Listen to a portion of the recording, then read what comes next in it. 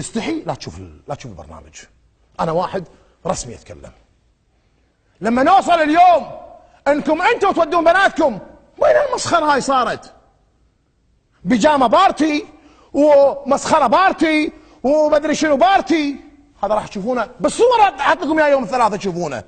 شوفوا بناتكم اللي اعمارهم 15 سنه شو يسوون بتلفزياتهم، وانت كل واحده فيكم لا فطوا مش زينها ومريم وش حالاتها. روحوا شوفوا ايش تسوي، روحوا شوفوا السناب شات اللي تكلمنا صحت فيكم.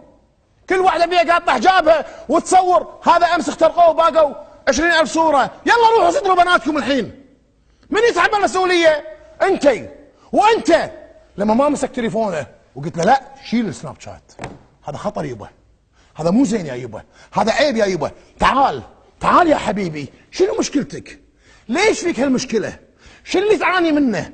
تعال معاي الديوان يا يبا، تعال خل نروح الشاليه يا يبا. والله السجاير تضرك، والله اسالني انا يا يبا عمري 40 سنه شرب سجاير شوف صدري ايش صاير فيه. والله يا وليدي شوف فلان ولد فلانه.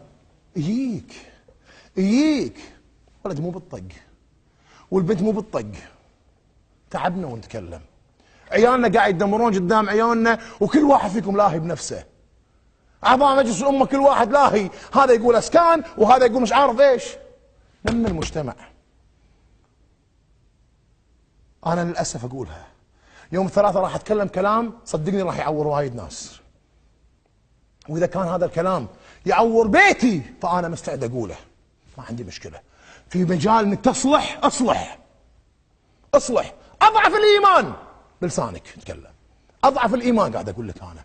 وراح اوريكم فضايح يوم الثلاثاء في سناب شات، وهذه مسخره الانستغرام. هذه مسخره الانستغرام اللي انا راح اوريكم اياها يوم الثلاثاء. عسى ما واحده حطت كبوس عوي 250,000 لايك، عسى ما واحده عوت حنشه شويه وكذا كذا.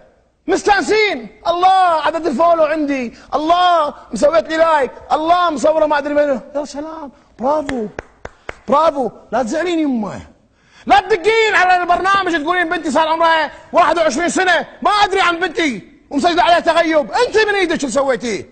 روحوا المحاكم وشوفوا البلاوي. صالح جرمن قاعد اتكلم لك من واقع، من ورق. روحوا شوفوا.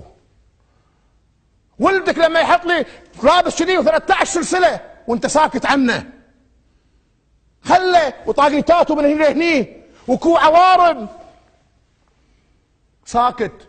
لما تشوفه باكر بالمركزي تحط ايدك على لحيتك وتقول اخي ما عاد اخي. كلام كثير وقت يخلص وقلبي متروس، لان المشكله ما تسمعون الامهات لما يدقون على التليفون ويبكون. اقسم بالله، اقسم ثم اقسم ثم اقسم، امهات تدق تبكي تقول تكفى يا صالح، تكفى عيالنا. والله بالله، والله انا مره تكلمني عيالها اثنين، واحد حبوب واحد مخدرات، شباب بعمر الورد. وسب اهمالكم انتم يا الابهات، وسب اليوم بعض القوانين الفاشله اللي ما حد قام يعدل فيها ولا حد ملتفت لها ولا صوبها. هذا كله راح يكون يوم الثلاثاء. انا اسف، الاتصالات كثيره والواتسابات كثيره، ولكن اقولها حق اللي يقول. ليش تصرخ لما تحس بالالم اللي نحس فيه احنا ككويتيين؟ احنا ما عمرنا. انا ما همني هذا المقتول شنو جنسه وشنو اصله، ما همني هذا المخدرات شنو جنسه وشنو اصله. يهمني ازعلي انه ولدي يرتي. اتالم لما اشوف كويتي بهالحاله، اتالم لما اشوف متقاعد قاعد برا، اتالم لان اللي قاعد يصير على هالولد يمكن باكر يصير بولدي. اشوفكم يوم الثلاثاء.